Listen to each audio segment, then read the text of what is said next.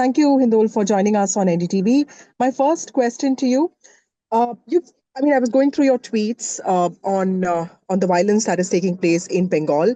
You've said that what we are witnessing in Bengal is not a protest; it's a veto enforced by a mob violence. Why has there been such a breakout of violence in the state of West Bengal? Because many have called this the administration's inability to control protests. Some have even called it a connivance. How do you see this?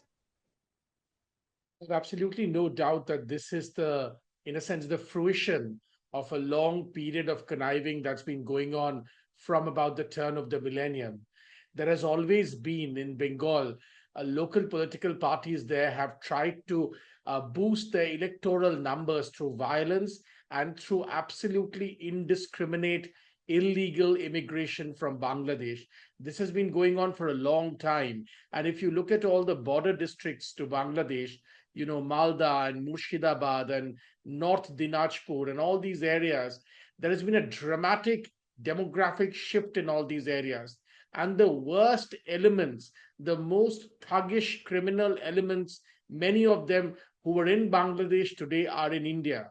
And they foster this kind of trouble because they have this tremendous ability to constantly ensure that violence happens on the streets, and they are trying to essentially cleanse the certain districts of Bengal from any other demographics rather other than themselves, and they are trying to create this zone which they hope will one day merge into what they call Greater Bangladesh.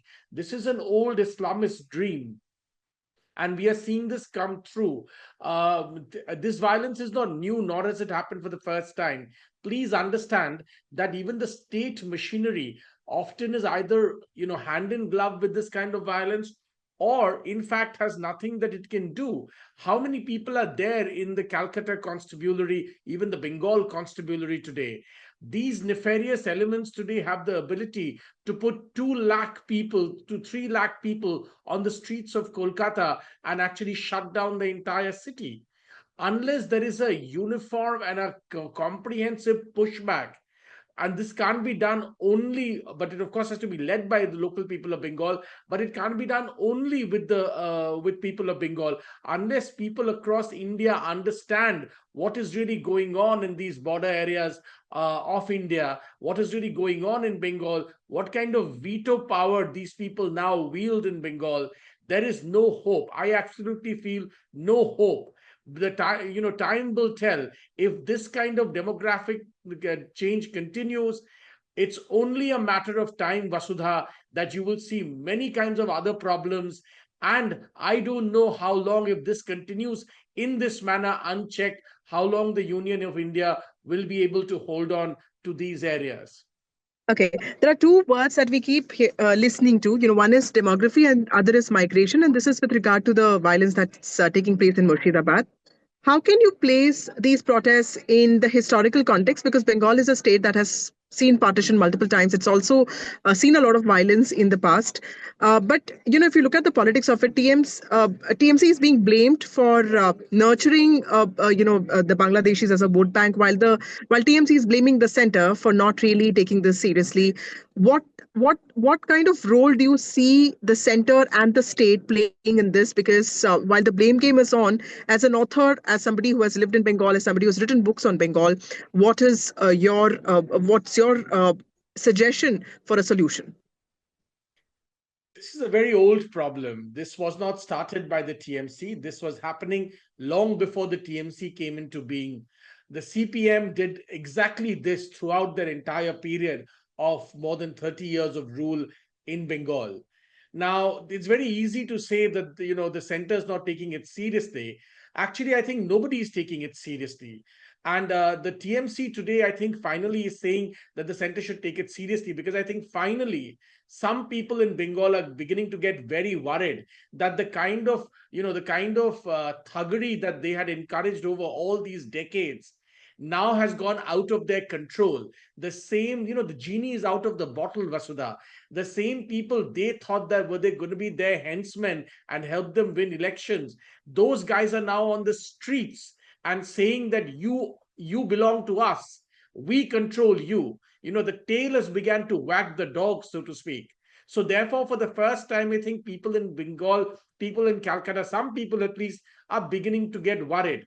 Remember a few years ago when NRC and CA conversations and debate was happening, there was a whole campaign by certain sections of the very hard left elite of Calcutta who did this entire song saying, Kagoj amra dekhabo na, we will not show our papers. Why will they not show their papers? They will not show their papers because they know hundreds and thousands of people have illegal papers in all these areas. This is the truth.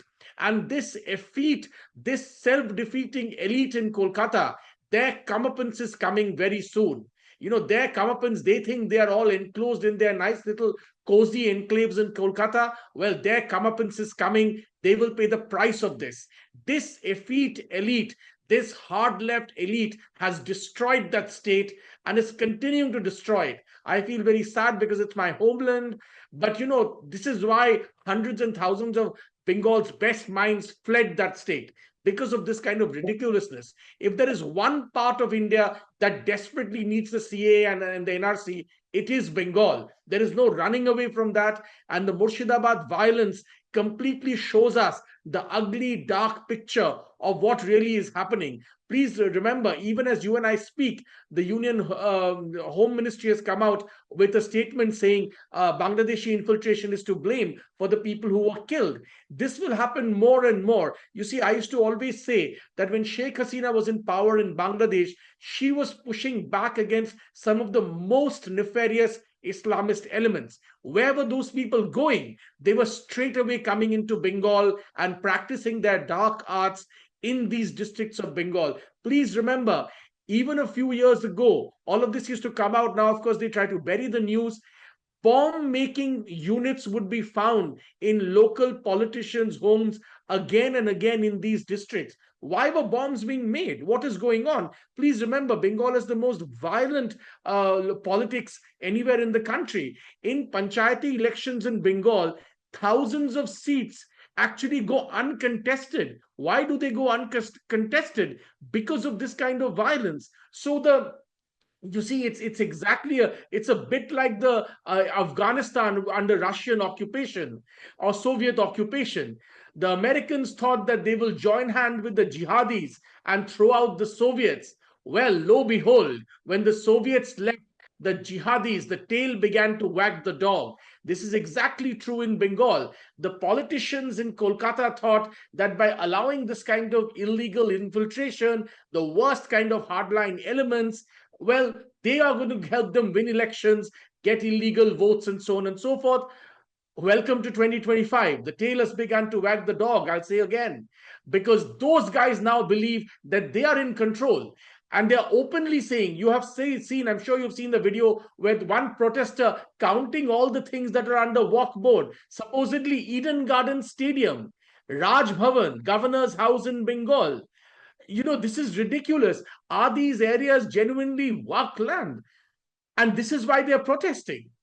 This is something very dark and sinister is happening in large parts of Bengal. If the country doesn't wake up, I will repeat once again on your show, time will come when we will not be able to hold these districts into the Union of India. Mark my words and save this video.